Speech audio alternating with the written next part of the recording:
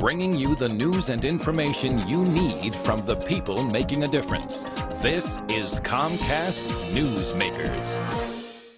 Hi, I'm Sabrina Register. Welcome to Comcast Newsmakers. We are here in Seattle, and we are so pleased to have with us today Phil Mahre, Olympian, who, of course, won gold and silver in the 80s. Thank you so much for coming on the program today. It's a pleasure. Thanks for having me. Gold, 1984, silver, 80. Does it feel like yesterday in some ways? Exactly. I mean, it's funny because 84 is the only day I knew the date of the race as far as, you know, the actual date. And everybody's always because of the gold medal. But I had a son born that day. And that's the only race in my career that I knew the actual date of. And it wasn't because it was a gold medal, it was because of my son. But it seems like yesterday, yet I have a 26-year-old son that tells me otherwise. So with the Olympics, you know, in our own backyard coming up here in just a matter of months, are all the emotions coming back to you? Or do you know, they still... really, you know, it's gone. It's gone. Really, I think I get those emotions when I hear the national anthem.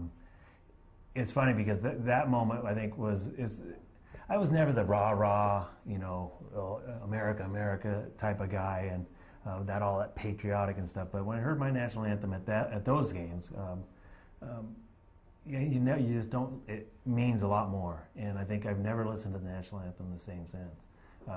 In 1980, I got to listen to somebody else's national anthem. It wasn't real inspiring. Yeah, I can imagine.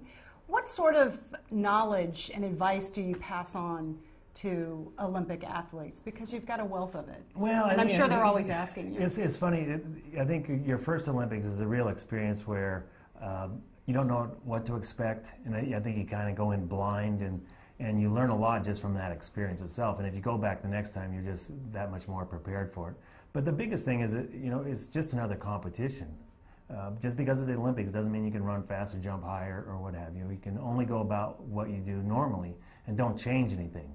Approach those competitions as the same you would any other, because otherwise you will not be in your element. Well, it sounds like easy to say, but with the whole world watching? And, you know, it's funny. The whole world watches all your competitions. It's just that there's more scrutiny on the Olympics. They were the calmest races of my career. They were like training for me. I went there. I think the other thing is don't take outside distractions and kind of get rid of them. What other people think, what other people say, other expectations of people, they don't mean anything. Because if you start to worry about that kind of stuff, then you won't be in your element as well. Oftentimes when people, if you've never won before, you think it has to be perfect. And then when you win, you realize it doesn't have to be perfect. It was far from perfect, but I won. And the Olympic Games, I think oftentimes, or there's a situation, once you've won, now everybody expects you to win again. And so the Olympic Games can put a little bit of that pressure on you. And if you let that kind of distract from your ability to just focus and do what you're supposed to do, you won't compete to your ability.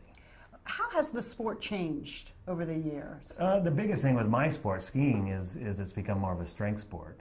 In my day, it was more finesse, you know, feathering the ski into the turn and then and cleaning things up and carving at the bottom. And now it's all about carving and carving, and strength has become a much bigger portion of the sport versus finesse.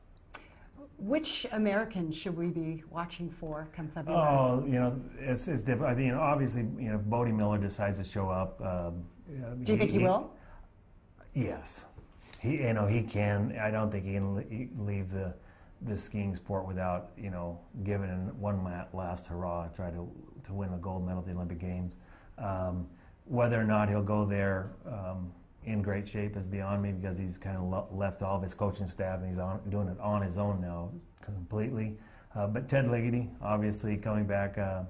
He was injured late last season, actually at the U.S. Nationals, a slight knee injury, and he's coming back from that. But I think those are the two men. Obviously, Mark O'Sullivan and Steve Nyman. There's a lot of younger kids that have a possibility. Scott McCarthy from the Washington State in the speed events. But the women, Lindsay Keldauer it's actually Lindsey Vonn now. She's our star, really.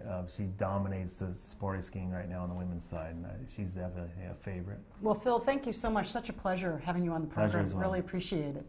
And thanks for watching Comcast Newsmakers. Headline news at the top of the hour.